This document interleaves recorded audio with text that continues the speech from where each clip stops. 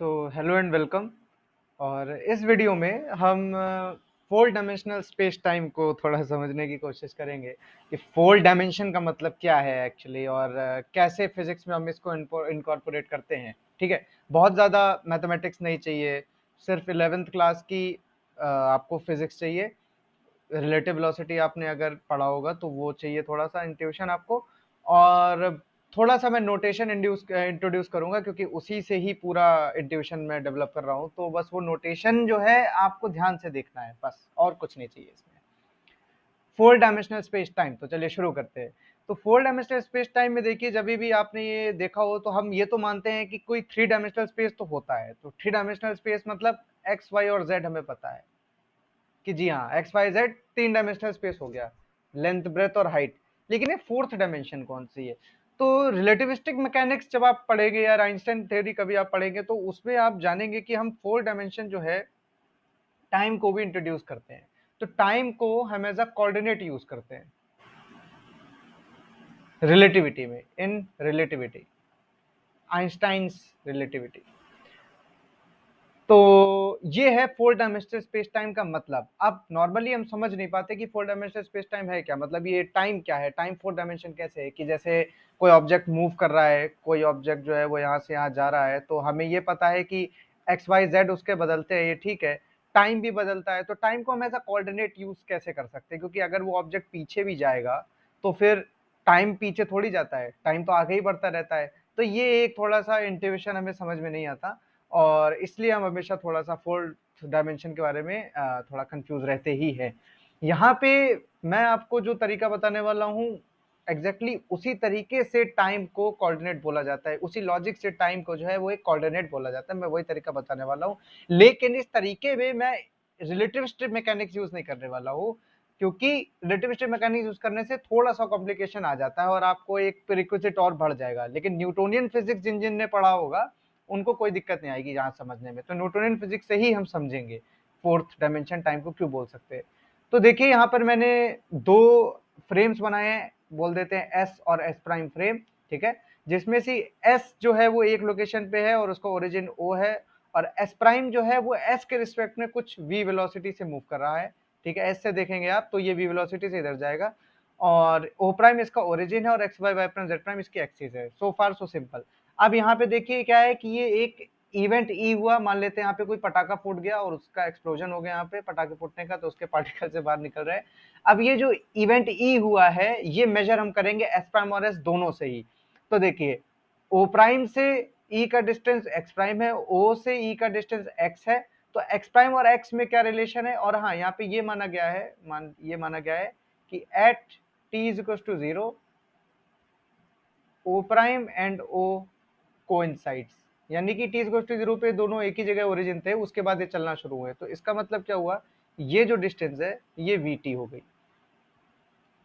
तो अब एक साधारण सा रिलेशन सिंपल अलजेब्रा से, ex prime plus we T is x, यानी कि एक्स प्राइम अगर एक्स से निकालना है तो एक्स में से वी टी माइनस कर दीजिए, तो x prime is x minus v t. Y prime is equal to y, क्योंकि वाई एक्सिस पैरेलल है और जेड एक्सिस भी पैरेलल। और ये जो फोर्थ इक्वेशन है, ये हम ये कहते हैं कि अगर मान लेते हैं 4 बजे बॉम्ब फटा या 4 बजे पटाखा फटा यहाँ पर एस के लिए, तो एस प्राइम के लिए भी 4 ही बजे फटेगा, उसमें टाइम में 4 बज के 2 या 4 बज के 3 मिनट में नहीं फटेगा। ये न्यूटोनियन फिजिक्स है। तो t prime equal to T.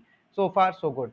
अब हम चलते हैं वेलोसिटी ट्रांसफॉर्मेशन इक्वेशंस पे, मगर उससे पहले वेलोसिटी है क्या वो हम डेफिनेशन देख लेते हैं। देखिए, वेलोसिटी का जो एक्स कंपोनेंट है यू एक्स, वो क्या होगा, D x upon d T. बहुत सिंपल, बिल्कुल सही बात है कि वेलोसिटी का एक्स कंपोनेंट क्या होगा, dx बाई dt होगा, है ना।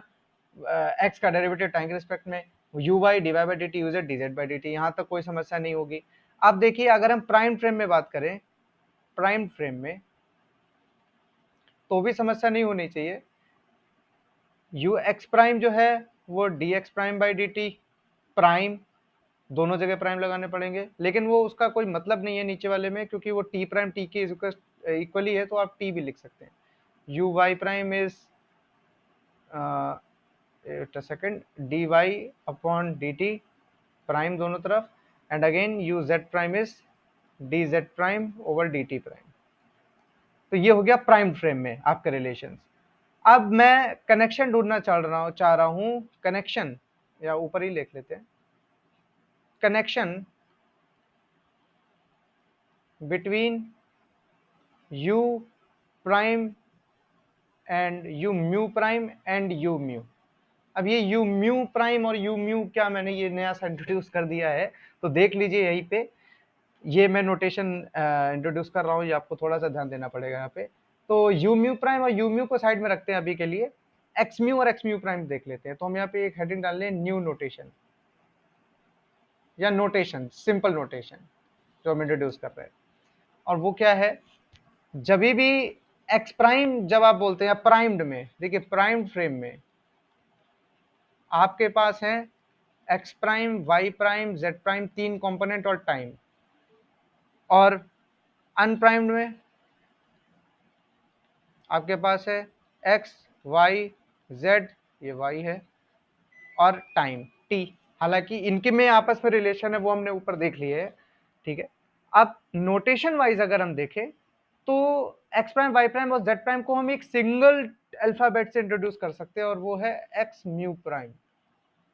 सच दैट कि सच दैट का वैसे तो ये सिंबल नहीं होता है, सच दैट का मैं सिंबल भूल गया, तो मैं लिख दूंगा सच that x1 prime is x, x2 prime is y, x3 prime is z।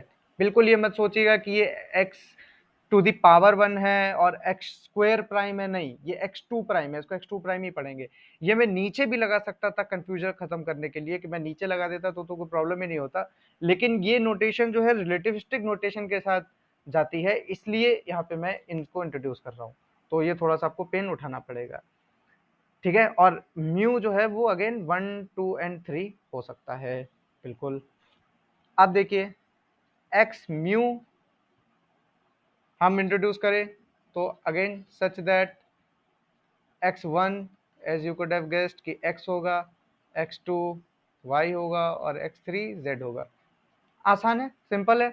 Same आप u के साथ भी कर सकते हैं, देखिए वेलोसिटीज के साथ भी कर सकते हैं।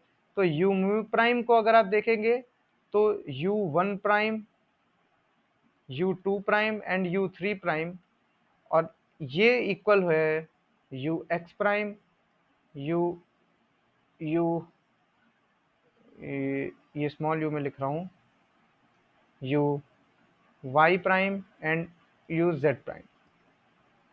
इसी तरीके से अनप्राइम्ड फ्रेम में u1, u2, u3, फिर ध्यान दीजिए ये u स्क्वायर नहीं है, ये u क्यूब नहीं है, ux, uy एंड uz। तो नोटेशन खत्म हो गई है, यहीं इतनी ही नोटेशन हमें इंट्रोड्यूस करनी थी, हमारा काम चल जाएगा। एक्स म्यू में x1, x2 और x3, और जहाँ जहाँ प्राइम है वहाँ उस लेटर के ऊपर प्राइम लगा दिया, ठीक, और हम उसको म्यू के तरीके से कह रहे हैं। तो आप पूछेंगे इतना फायदा क्या हुआ ये करके, तो देखिए अब हम देखेंगे कि एग्जैक्टली इंट्यूशन इसी पे छुपा हुआ है। तो देखिए सबसे पहले तो we find u x prime versus u x. तो हमें u x prime versus u x, यानी कि यू एक्स प्राइम का एक रिलेशन निकालना है, यू एक्स से कैसे निकालेंगे। तो यहाँ पे देखिए इक्वेशन 1 को, इस इक्वेशन को हम डिफ्रेंशिएट कर दें टी के रिस्पेक्ट में, तो हम बोल सकते हैं differentiate 1 with respect to T. तो ये क्या बनेगा, ये इक्वेशन दे देगा D x prime by D T is equal to D X by D T minus V. और ये D x prime by D T ही तो यू एक्स प्राइम है, और dx बाई डी टी ही तो ux है, और माइनस वी। ये फॉर्मूला बहुत ही सिंपल है, और ये आप क्लास 11th रिलेटिव वेलोसिटी का फॉर्मूला है जो यहाँ पे निकला है। तो ये इक्वेशन आप जान भी रहे होंगे, इक्वेशन कहीं ना कहीं सही भी है ना। तो ये इक्वेशन का नाम हम दे देते हैं, क्योंकि 4 इक्वेशन वो लिखी थी, तो ये इक्वेशन होगी मेरी 5th, this is my 5th equation in Roman numerals. तो ये इक्वेशन आपको पता है, ये इक्वेशन में कोई दिक्कत नहीं। अब हम जो है इसी इक्वेशन को नोटेशन के हिसाब से लिखना चाह रहे हैं, ठीक है। और जब हम नोटेशन के हिसाब से लिखना चाह रहे हैं तो फिर हम देखिए कैसे इसको जो है करना चाहेंगे, ठीक है। तो हमें पता है जनरली हमारे पास कोई यू म्यू प्राइम है, जो कि हम इसको कैसे लिख सकते हैं, जनरली सोचिए यू म्यू प्राइम को मैं कैसे लिख सकता हूँ। यू म्यू प्राइम जो है वो प्राइम फ्रेम में वेलोसिटी, इसका मतलब क्या है, velocity in primed frame, velocity in primed frame, and what is the component, mu component. So u mu prime क्या दिखा रहा है, muth component, muth component in primed frame, u mu prime ये दिखा रहा है। और ये डिफाइन कैसे होगा, तो म्यूथ कंपोनेंट आपको प्राइम फ्रेम में निकालना है, इसका मतलब आप उसका कंपोनेंट, पोजीशन कंपोनेंट आप डिफरेंशिएट करेंगे in prime frame respect to time, तो आप इसको बोलेंगे d x mu prime divide by D t prime. लेकिन क्योंकि टी प्राइम और टी इक्वल है यूजिंग इक्वेशन 4, तो d x mu prime by D t भी लिख सकते हैं इसको। यहां तक आपको समझ में आया होगा, जस्ट सिंपल नोटेशन है ये। फायदा इस नोटेशन का ये है कि यहाँ पे म्यू में कुछ भी आप डालेंगे तो आपको ये एक तरीके से ये जो है ये 4 इक्वेशंस दिखा रहा है, इस म्यू बराबर सॉरी 3 इक्वेशन दिखा रहा है, म्यू इक्वल्स टू 1 2 3 आप डालेंगे तो 3 इक्वेशन से दे देगा, ये नोटेशन का फायदा। अब हमें ये डिफरेंशिएट करना है। अब देखिए इसको भी हम नोटेशन से जनरली डिफरेंशिएट कर सकते हैं बिना म्यू की वैल्यू सब्स्टिट्यूट किए। कैसे, देखिए जो एक्स म्यू प्राइम है ये कुछ तो कंपोनेंट्स का फंक्शन होगा।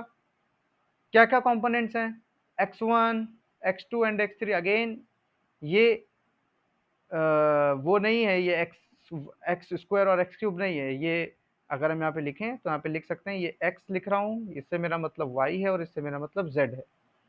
तो जो x म्यू प्राइम है, ठीक है, जो कि म्यू जो भी वैल्यू लेगा तो वो x prime y prime z prime, यानी कि ये कुछ भी हो सकता है, x प्राइम y प्राइम और z प्राइम, ये एक्स वाई जेड का कुछ फंक्शन है, ठीक, अभी के लिए, क्योंकि ये जो पुराने कंपोनेंट्स हैं। ट्रांसफॉर्मेशन इक्वेशन का मतलब क्या है, देखिए ट्रांसफॉर्म हम कर क्या रहे हैं, ट्रांसफॉर्म हम कर रहे हैं from old coordinate to new coordinates, यही तो होता है ट्रांसफॉर्मेशन का मतलब।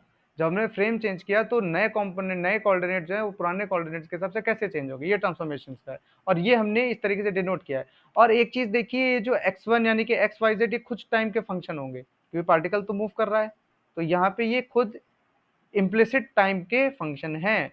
तो d x mu prime by D t को हम क्या लिख सकते हैं, यानी कि u mu prime equals to D x mu prime by D t. अब हम यहाँ चेन रूल लगा सकते हैं, तो d del x mu prime, क्योंकि देखिए चेन रूल का मतलब क्या हुआ, चेन रूल का मतलब ये हुआ कि ये पहले तो इसके टर्म्स में डिफरेंशिएट हो रहे हैं x1 x2 और x3 के टर्म्स में, और फिर फर्दर x1 x2 x3 जो वो टाइम के रिस्पेक्ट में डेरिवेटिव होगा उनका।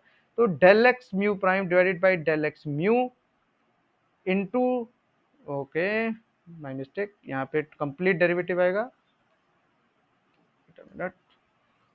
D x mu divided by D t, और ये समेशन होगा म्यू पे, म्यू फ्रॉम 1 टू 3, यानी कि x1 x1 x2 x2 x3 x3। इसको हम फर्दर कैसे लिख सकते हैं, म्यू इज इक्वल टू 1 2 3, इसको तो ऐसे लिखा रहने देते हैं, जो बाद वाला टर्म है उसको पहचानिए वो क्या है, ये क्या है, अनप्राइम्ड फ्रेम में एक पोजीशन का म्यूथ कंपोनेंट आप टाइम के रिस्पेक्ट में डेरिवेटिव ले रहे हैं, तो फिर ये हो गई वेलोसिटी का म्यूथ कंपोनेंट इन अनप्राइम्ड फ्रेम। तो यानी कि ये सिंपली कुछ नहीं है, बस म्यू म्यू है। तो हम देखिए यहाँ पर वेलोसिटी का ट्रांसफॉर्मेशन पाने में सक्सेसफुल हो गए हैं, u mu prime is equal to this equation जो कि यू म्यू से कनेक्टेड है। अब हम क्या कर सकते हैं, अब हम खोल सकते हैं, यानी कि अब हम यू वन प्राइम देख सकते हैं, म्यू को 1 डाल दे, हमारी मर्जी, बिल्कुल। तो देखिए अगर हम ऐसा करना चाहते हैं तो म्यू को 1 डालना पड़ेगा और ये समेशन खोलना पड़ेगा, यानी कि 3 टर्म आएंगे, ये 3 टर्म होंगे। तो अगर हम ऐसा करते हैं तो देखिए मैं खोलने जा रहा हूँ, और हाँ वन यू वन प्राइम क्या है, जैसा मैंने ऊपर इंट्रोड्यूस किया यू एक्स प्राइम ही है, तो यू एक्स प्राइम ही हम निकाल रहे हैं। तो ये देखिए क्या होगा, ये होगा del x one prime divided by del x one, पहले यू वन प्लस, अभी देखिए समेशन खोल रहा है, ये ऊपर वाला तो सही भी रहेगा क्योंकि म्यू प्राइम तो इससे डिनोट हो रहा है, यानी कि ये डिसाइड कर रहा है, del x two u two plus del x three prime divide by del x three u three. Okay, अगर ऐसा है तो del x one prime divided by del x one. अगर हम फिर से अब इसको देखना चाहें तो ये सिंपली क्या है, del x by del x ही तो लिखा हुआ है, sorry del x prime by del x ही तो लिखा हुआ है, और ये u1 है तो ये आप ux कर दीजिए, प्लस इसको हम ऐसे लिख सकते हैं del x one prime again del x ही, और डेल एक्स टू जो है, oh sorry del x prime है, और डेल एक्स टू क्या है, del x two del y है, और ये u y plus del x three. ओ हो, यहाँ पे गलती कर दी मैंने, यहाँ पे ये थ्री प्राइम नहीं आएगा, यहाँ पे वन ही प्राइम रहेगा, वो चेंज नहीं होने वाला, नीचे वाला चेंज होता है, d x prime divided by del z and this should be u z. अब देखिए del x prime by del x क्या होगा, तो हमें अगेन इक्वेशन नंबर फर्स्ट पे जाना पड़ेगा, और वो इक्वेशन यहाँ पे है, इस इक्वेशन पे, ओह वो मैंने लिखी नहीं, तो चलिए मैं यहाँ लिख देता हूँ, एक्स प्राइम जो था वो एक्स माइनस वी टी था, तो del x prime by del x one है, del x prime by del y is equal to del x prime by del z, zero के बराबर है क्योंकि आपको कहीं जेड नहीं दिख रहा है, तो सिर्फ एक ही टर्म सर्वाइव करेगा पूरे में, सिर्फ पहला टर्म सर्वाइव करेगा, बाकी ये दोनों जीरो हो जाएंगे, तो ये हो जाएगा one times you x plus zero, और ये आ जाएगा यू एक्स प्राइम। तो देखिए क्या मिल रहा है, शॉकिंग रिजल्ट मिल रहा है, u x prime is equal to u x. ये जो इक्वेशन है ये क्लियरली रॉन्ग है, इतनी अच्छी मैथ्स की, इतनी इक्वेशन लगाई, चेन रूल भी लगाया, और अंत में मिला क्या, गलत आंसर, गर्मा गर्म गलत आंसर, क्योंकि प्राइम फ्रेम में जो वेलोसिटी है एक्स कंपोनेंट है वो उसके अनप्राइम के बराबर नहीं हो सकता, रिलेटिव वेलोसिटी का कॉन्सेप्ट क्या गया, तो फिर हमारी इक्वेशन नंबर 5 तो ये थी कि u x prime is to u x minus v, ये तो हम जानते हैं क्लास 11 से, तो फिर गलती कहाँ पे हो रही है, तो ये इक्वेशन नंबर 5 तो नहीं, ये तो रॉन्ग है। तो देखिए एक बार इस डेरिवेशन को वापस से कि गलती कहाँ पे हुई, तो थोड़ा सोच के देखिए, वीडियो पॉज करिए और सोचिए, थिंक कहाँ गलती हुई। चलिए अब मैं बताता हूँ कि गलती एग्जैक्टली हुई कहाँ पे है। देखिए गलती हुई है इस स्टेज पे। क्या गलती है, गलती ये है कि x mu prime x one x two और एक्स थ्री यानी कि एक्स वाई जेड का फंक्शन तो है, लेकिन टाइम का भी तो फंक्शन है, तो यहाँ पे हमने टाइम नहीं लिखा है साथ में, ठीक है, इसको हमें लिखना चाहिए था something like x mu prime x one x two x three and time as well.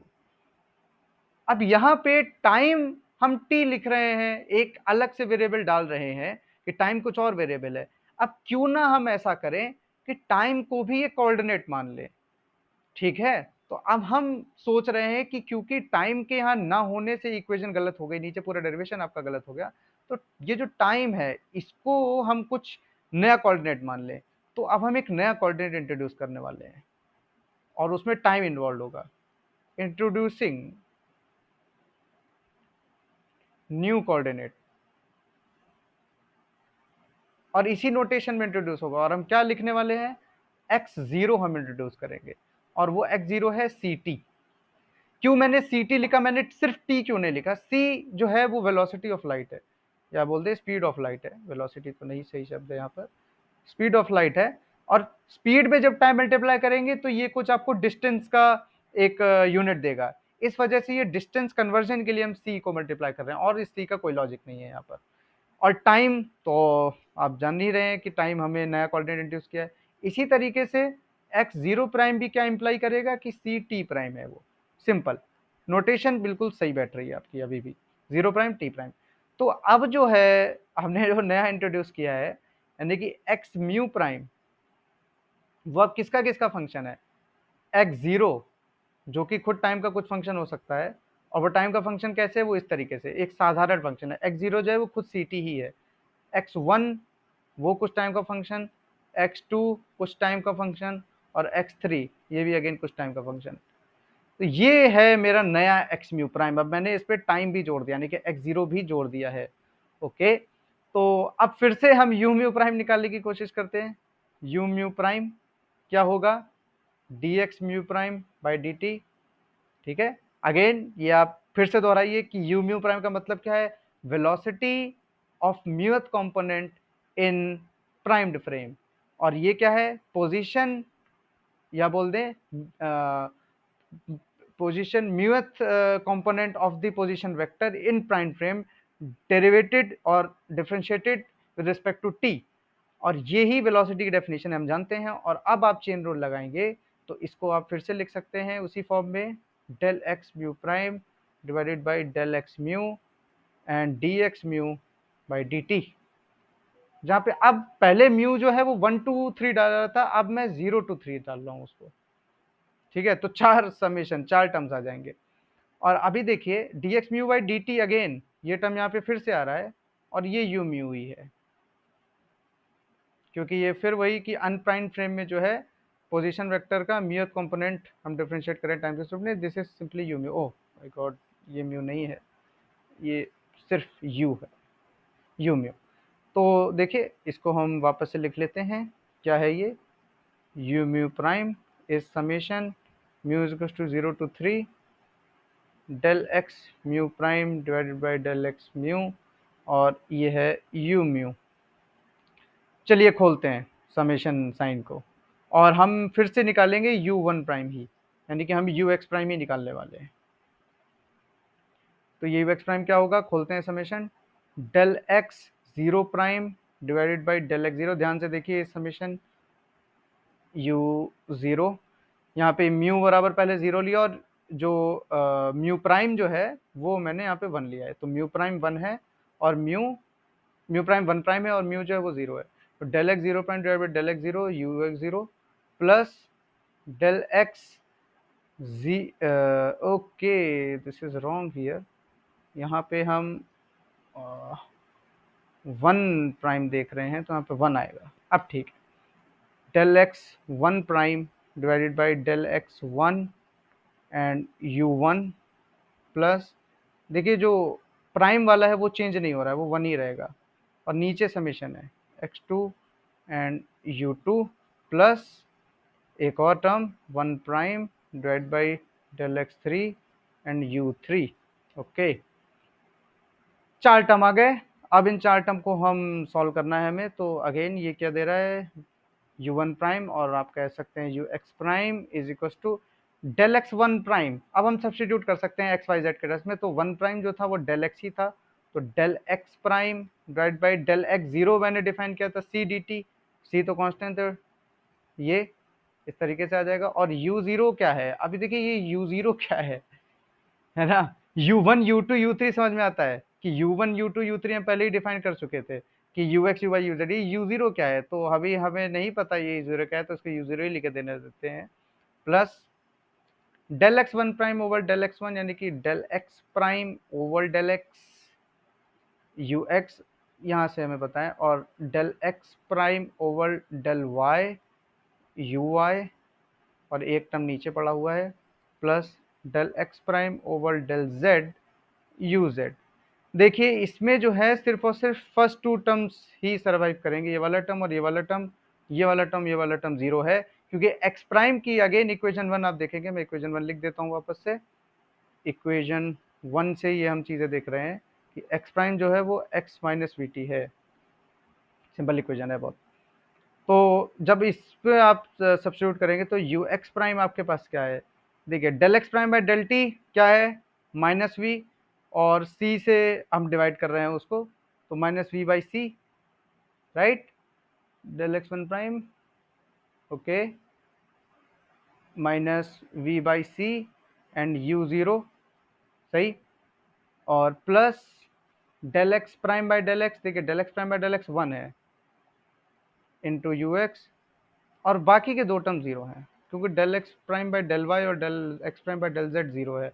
अब यहाँ पे ये यू जीरो हमें नहीं पता ये क्या है, तो डेफिनेशन पे जाइए, यू जीरो जो था वो del x zero divided by del t था, और डेल एक्स जीरो क्या था, या एक्स जीरो क्या था, एक्स जीरो था सी टी, तो हम इसको लिख सकते हैं c d t by D t, यानी कि यू जीरो जो है वो सी है, तो यू जीरो हमें सी मिल रहा है यहाँ से। ओके, अब सब्स्टिट्यूट कीजिए यू जीरो को सी, तो देखिए यू एक्स प्राइम जो है वो यू एक्स माइनस वी, और ये इक्वेशन सही है क्योंकि यही इक्वेशन नंबर 5 है जो हम नॉर्मली एक बहुत ही आसान तरीके से हमने ड्राइव किया, ये यहाँ पर u x prime is u x minus v, तो इतना सब चेन रूल और ये सब लगा के हम ये इक्वेशन ड्राइव करना मेरा पर्पस नहीं था कि हम इस इक्वेशन तक कितनी आसानी से पहुंच सकते हैं, वो तो हमने देख लिया। लेकिन यहाँ पर जो जनरलाइज्ड जो चीज आपको मिल रही है वो है ये इक्वेशन। ये इक्वेशन आपको दिखा रही है कि वेलोसिटी का भी एक जीरोथ कंपोनेंट हो सकता है। जीरोथ कंपोनेंट मतलब वेलोसिटी का भी एक टाइम कंपोनेंट हो सकता है, और टाइम को आप कोऑर्डिनेट जैसा ट्रीट करें। तो if we take time as a coordinate,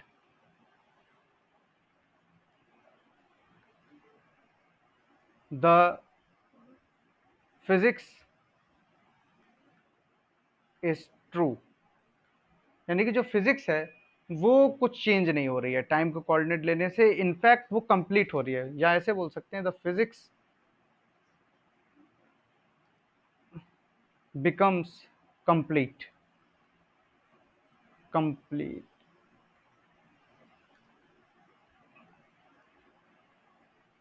हम टाइम को एक दूसरा वेरिएबल, एक एक्सप्लिसिट वेरिएबल भी जैसा ट्रीट कर सकते हैं, कि एक ऑक्सिलरी वेरिएबल भी हम ट्रीट कर सकते थे, उससे भी आ जाता। लेकिन हम कंपोनेंट जैसा ट्रीट करते हैं।